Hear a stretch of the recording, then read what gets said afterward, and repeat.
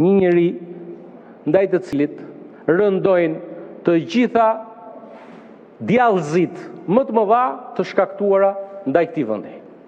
Që nga bashkëpunimi me Slobodan Miloševićin për ta furnizuar makinerinë e tij luftarake me naftë, dhe kujtoj këtu një deklaratë të presidentit Thaçi, i cili tha se marrëveshja Berisha-Milošević solli Arkanin në Shqipëri dhe kompania shqiponja e Partisë Demokratike thyu embargon pronësit PD-s. Më pas përndoqe ushtar të UÇK-s, ish komandantin Thaçi, Zahir Pajazitin, apo edhe akuza për vrasjen e ushtarit të UÇK-s Ilir Konushevci.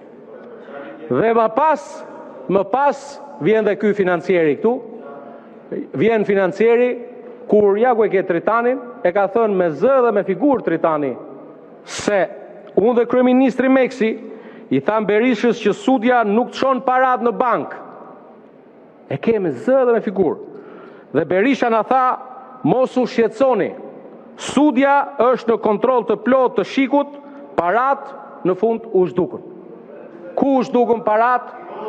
Dhe pastaj hapet depot ushtarake dhe më pas edhe deklarimi i dy pilotëve Ardian Elezi dhe Agron Dajçi, të cilët në 3 mars 1997 kur ti këtu po rizjedheshe president, kishe dhënë urdhër për të bombarduar jugun.